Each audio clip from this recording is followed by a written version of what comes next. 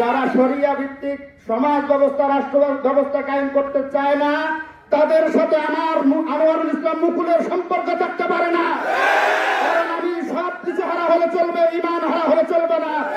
আমার ইমান আমাকে দংশন করছে। সুতরাং বাতিলের পক্ষে যারা নাম দেবে ইসলাম, কার্যক্রম থাকবে না ইসলাম, তার সাথে আমার সম্পর্ক থাকতে পারে না।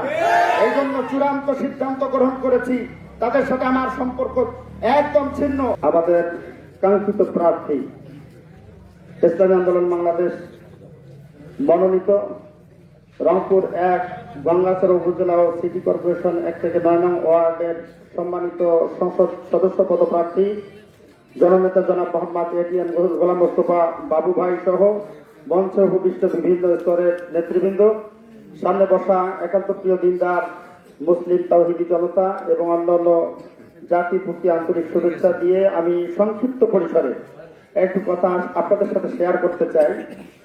আমি গত নির্বাচনে অংশগ্রহণ করেছিলাম, যে নির্বাচনটা অর্থাৎ অপসারণ করা হয়েছে, উপজেলা পরিষদ নির্বাচনের ভাইস চেয়ারম্যান পদে নির্বাচনে অংশগ্রহণ করেছিলাম ব্যক্তিগত উদ্যোগে। কোন দলীয় মনোনয়ন নিয়ে বা দলের সমর্থন নিয়ে নির্বাচন অংশগ্রহণ করি নাই। তবে আমার চেহারা স্রোতে অনেকে এখনো ছাপ পাচ্ছেন আমি আর একটা দলের মানুষ ছিলাম। এখনো আপনারা সেই চেহারা স্রোত আপনারা লক্ষ্য করছেন। আমি ছাত্র সংগঠনের, সেই সংগঠনের আমি উপজেলার সভাপতি ছিলাম। আমি নাম নিয়ে তাদেরকে খাটো করতে চাই না। আমি মনে করেছিলাম, যদিও বা ব্যক্তিগত উদ্যোগে নির্বাচনে অংশগ্রহণ করেছি, আমি মনে হয় তাদের ভালোবাসা কিছুটা পাবো।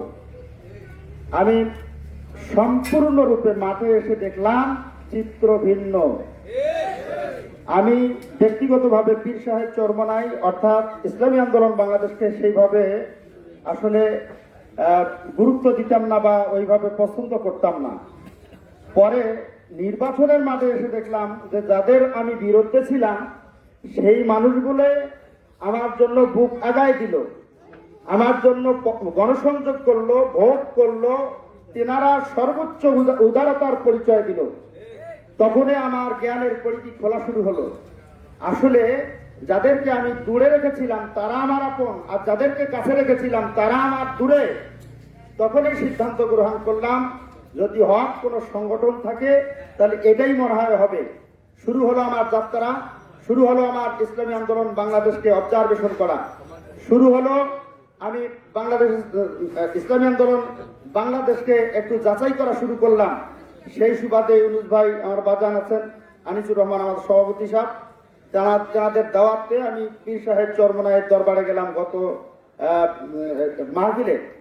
মাহফিলে গিয়ে এক এক করে প্রত্যেকটা স্তর আমি ঘুরে ঘুরে যেখানে দেখলাম যে আমি আগে জানছিলাম যে শিরক বিদআত মনে হয় এখানে আছে, কিন্তু বাস্তব চোখ দিয়ে দেখলাম যে আসলে শিরক বিদআতের কোনো চিহ্ন আমি খুঁজে পাই না। আলহামদুলিল্লাহ, আমি শৈশব কাল থেকে হুজুর, রেডিমেড কোনো হুজুর না। আমি ডাবল কামিল পাস করেছি, অনার্স পাস করেছি। এদিকে যদিও দাওরা ফারেক করার সুযোগ হয়নি, তবে কিছু দূর পড়াশোনা করেছি। সর্বোচ্চ আমি ক্লাস 1 থেকে ইন্টারমিডিয়েট পর্যন্ত এক রোলের স্টুডেন্ট। একেবারেই যে বুঝি না বিষয়টা এমন না, একদম মেধাহীনও না এটাও যেমন সত্য, একদম মেধাবীও না এটাও তেমন সত্য। আমি বেশি দাবিও করব না, তবে হক আর বাতিল নির্ণয় করার একটু মাপকাঠি আল্লাহ হয়তো আমাকে দিয়েছেন আমি মনে করি।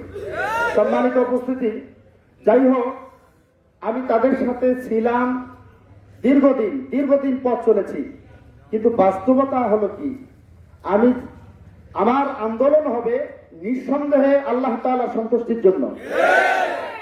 আচ্ছা, যেই সংগঠন করব, যেই সংগঠনের জন্য 2 টাকা খরচ করব, যেই সংগঠনের জন্য আমি কথা বলবো, আজীবন আমি বক্তৃতার জগতের একজন মানুষ, আজীবন দিন কায়েমের কথা বলেছি, আজীবন আল্লাহর জমিনে আল্লাহর হুকুমত কায়েমের কথা বলেছি। এই ছোট্ট জীবনে আজীবন আমি কোরআনের সমাজ প্রতিষ্ঠার কথা বলেছি, আন্দোলনের কথা বলেছি, সামনে থেকে নেতৃত্ব দিয়েছি। যেই সংগঠনটি এই জায়গা থেকে সরে আসলো তার সাথে তো আমার কোনো সম্পর্ক থাকতে পারে না। কথা বলেন না কেন? তার সাথে থাকতে পারে। সে যদি আমার বাবাও হয় তার সাথে আমার সম্পর্ক নাই। একদিকে ইব্রাহিম, অপরদিকে তার বাবা আজর। বাবার বিরুদ্ধে ইব্রাহিম দাঁড়ায় নাই, এটা আমার ইমানের দাবি। এটা আমার কিসের দাবি? ইমানের দাবি। আমি সব হারা হলে চলবে, ইমান হারা হলে চলবে না। সুতরাং এই সিদ্ধান্ত নিলাম, যেটা হক সেটাকেই গ্রহণ করতে হবে। অন্ধ আনুগত্য আমি কারো করতে পারি না। সেটা হোক এমপি না হয় নাই, কোনো সমস্যা নাই। আমার উদ্দেশ্য হলো সৎ নেতৃত্ব, আল্লাহর আইন ভূখণ্ডে চালু হবে, কায়েম হবে, এটাই আমার উদ্দেশ্য। আল্লাহর সন্তুষ্টি হবে, এটাই আমার উদ্দেশ্য।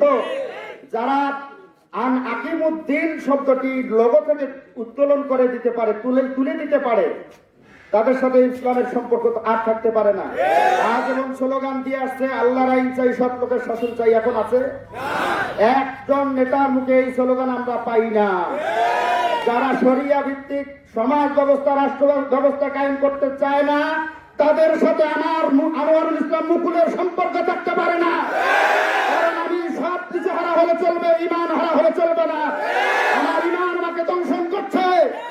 সুতরাং বাতিলের পক্ষে যারা নাম দেবে ইসলাম, কার্যক্রম থাকবে না ইসলাম, তার সাথে আমার সম্পর্ক থাকতে পারে না। এই জন্য চূড়ান্ত সিদ্ধান্ত গ্রহণ করেছি, তাদের সাথে আমার সম্পর্ক একদম ছিন্ন। বিশ্বাস করুন, আমি আজও এখানেই দাঁড়িয়ে কথা বলছি, ইসলামী আন্দোলন বাংলাদেশের মঞ্চে দাঁড়িয়ে কথা বলছি।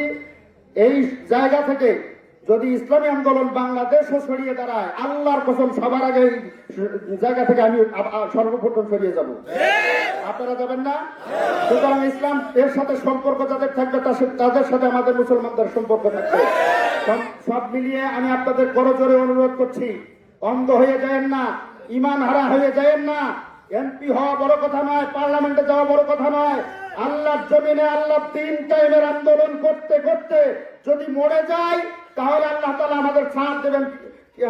বরং আমরা সংসদে গেলাম কি গেলাম না, এই জন্য আল্লাহ তাআলা আমাদের প্রশ্ন করবেন না। কথা বলেন ঠিক না ঠিক? আল্লাহ রাব্বুল আলামিন আমাদের সকলকে এই কথাগুলো বুঝে অন্ধ অনুগত্য থেকে বিরত থেকে আমাদেরকে হকের পক্ষে আসবার তৌফিক দান করুন। এতটুকু আশাবাদ